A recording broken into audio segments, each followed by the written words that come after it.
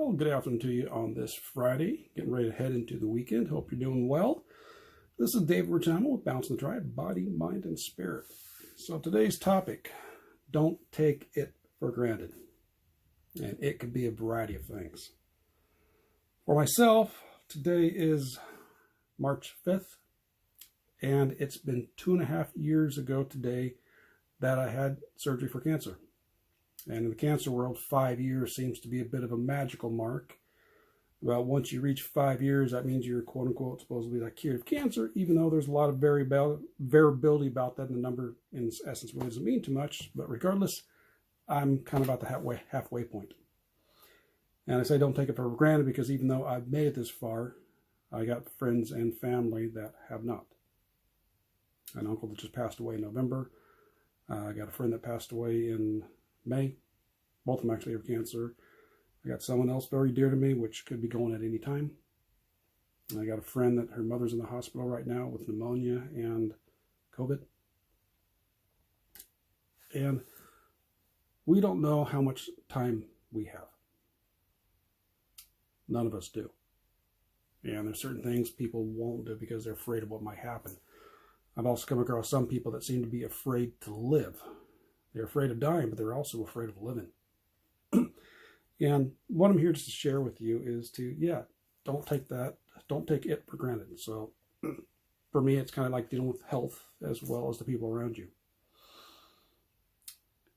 You don't know. And when you go through certain experiences, and sometimes they are little experiences, sometimes they're big, that can change your perspective of things. For cancer, it definitely shifted me more so, or pushed me farther ahead. Matter of fact, I kind of needed it to be cancer, because if I didn't go through that, there's a good chance I wouldn't be sitting here talking to you right now. The experiences that I learned from that have pushed me to go forward, and they help me from the people I'm learning from now. A couple of them I learned from before, but yet I had a shift in perspective. And sometimes it was an immediate shift. It was continued as I went along, to go through and continue learning, and my mind shift keeps shifting. A couple of people that I've followed, have you heard me mention before? Zach Evanish. He does the Underground Strength. And when I got the okay to start training again, I used his bodyweight bodybuilding. Now, I followed him for a while. I watched his, listened to his podcast. I always read his emails. But a shift in me changed.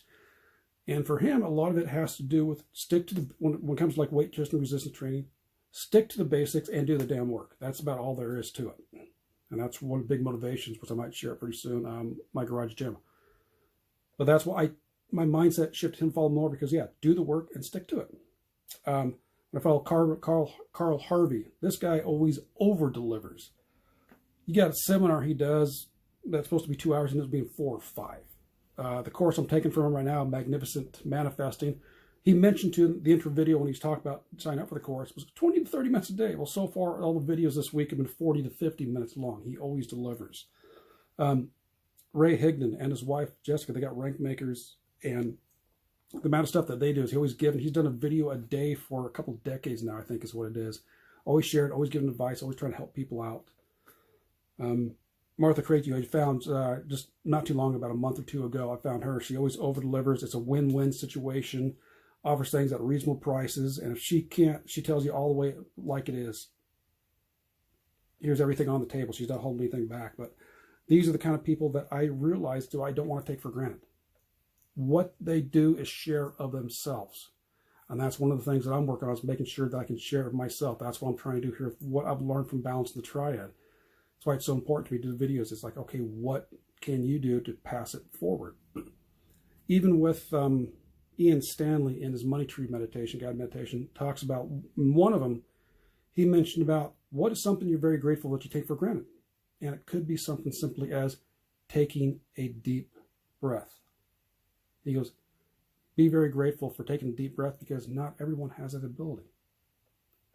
So that's what I'm referring to when don't take it for granted. Whatever it is it the ability to breathe, to take a deep breath? Is it being able to walk? Is it being able to move around, completely functional?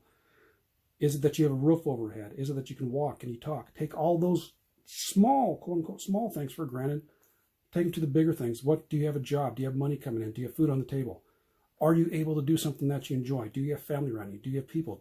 Don't take the people for granted, because again, we don't know how much time you have or anyone else around us. Like I said, I got someone right now that can be, well, again, any of us can go at any time, but this one here, it's his days are numbered. So I'm not looking forward to that phone call. But yeah, so take some time to appreciate what you have around you, what you got going on, and those around you. So a little bit of a somber message today, for sure. But please don't take it for granted. So with that, let me know what's something that you are most grateful for, that you may have that you don't do now, take for granted.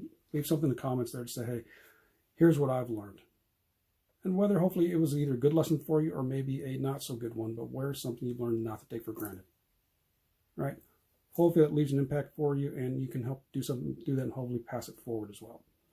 All right, so enjoy the start to your weekend. We'll catch you next time. Bouncing to you. Bye-bye.